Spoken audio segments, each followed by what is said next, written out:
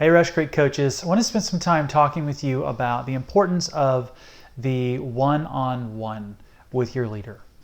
Now, we ask you a few times a year to get together with your leaders and to talk about different things. We even have resources created specifically for you that talk about discovering, developing, deepening, and dreaming with your leaders. And you should check out those resources. But here I just want to provide an overview. We have at Rush Creek this kind of perspective on leaders.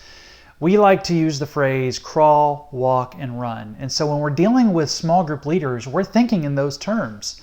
And so crawling leaders are going to be leaders who just start out. In fact, they are leaders who need a lot of contact with you, lots of touch points, whether it be a Sunday morning, a coffee once or twice a month, whatever the case may be, but they're going to need a lot of hand-holding. They're just getting started. And then there's the walk leaders, the leaders who are kind of intermediate. They can kind of handle themselves, but they could use a timely word of counsel every now and again. And then lastly, there are the run leaders. The run leaders are those who are flying high in the stratosphere. They've done this for a while, and they know who to call if they have an issue.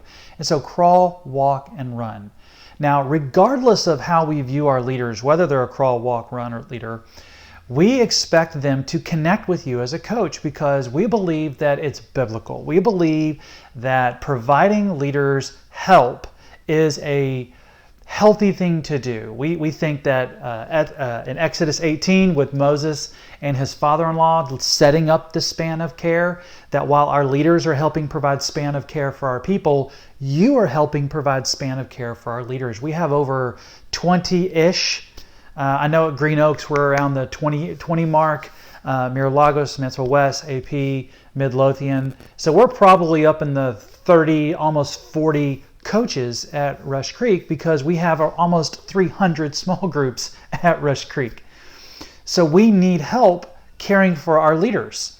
And that is why you are so valuable for Rush Creek. Now, I mentioned discover, develop, deepen, and dream as kind of the habits or practices you'll use when meeting with leaders.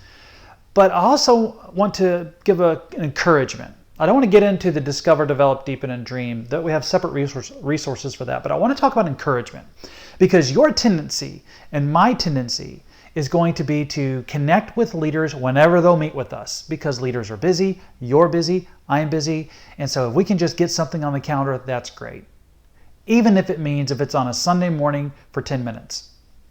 Now, the ideal, as you'll look in the other resources, is that you have about an hour and you're sitting down being able to help discover, develop, deepen, and dream. But in the real world, we recognize that we may not have the time to do that. And so I would encourage you to, whether or not you have the time to take that hour, to be strategic in what you talk about during that 10-minute stop and chat on Sunday that you get. I've been there. I've had a leader tell me they work in Dallas and they're unavailable anytime. And on Sundays, that's family time to go to worship and really just stiff-arming me, really. So I said, could I get a phone call every once in a while, a few times a year, and have some strategic questions designed and ready to ask that leader. Maybe even email that leader those questions beforehand so that when we talk, we can make the most of our 10, 15-minute talk we have on the phone.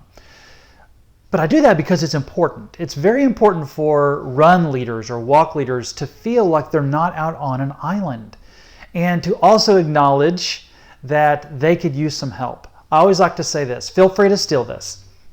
I'll ask a leader, who do you believe was the greatest small group leader who ever lived?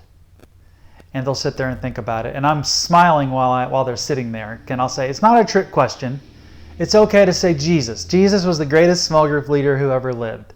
And Jesus had a small group, and one of his small group members was, pseudo community, wearing a mask this whole time.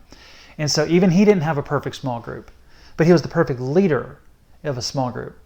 And so until we get to be the level of Jesus in small group leadership, we could use some help. We could use some coaching. And that kind of, challenge, so to speak, it seems to work with people to at least get a conversation. So I'm willing to go round and round the mountain as many times as it takes for me to get connected with that leader. And so the kind of an overview of the one-on-one process is it's highly important We see it in Scripture out of Exodus. That span of care is critical at Rush Creek. We don't want leaders just kind of feeling like they're alone and at the same time doing whatever they want. We need some oversight. But we also have leaders, who are willing to go above and beyond to make the schedule work. And so as an overview, you want to make sure it's a priority. You want to build yourself a rhythm on how do I connect with all of my leaders. If you're having trouble, ask your lead partner or your group's pastor at your campus who can come alongside of you and maybe have a vice principal conversation with that leader. Because we tell leaders when they start leading, look, the quickest way to get a conversation with myself or the campus pastor at your campus is to ignore your coach. So if you have leaders, whether they're a crawl, walk, run leader, and they are not responding to you to meet with you one-on-one, that's a deal breaker for us. When I was in the group's role and not in this central role that I'm in now, I would tell my group leaders, if you can't be developed, if you're too busy or you don't think that you need to be developed, then Rush Creek cannot use you in leadership. We need your seat. And I was sending a message that this is a non-negotiable. You will serve under authority. We all serve under the authority of Jesus Christ. And then there's a pecking order, so to speak, that we set up at Rush Creek, not as a punitive sense, but as a span of care that everyone is cared for so that the whole body is built up and works together for bringing glory and fame to Jesus. So if you find yourself in that situation, feel free to reach out. But the one-on-one is crucial. I don't want you to miss this. The one-on-one is crucial. We have got to make sure that we're being intentional to reaching out to our people. If you need some help, we have a lot of resources at your disposal on our leader resource site. Or you can just pick up a phone or shoot us an email, and we will bend over backwards to help you in your situation. Take care.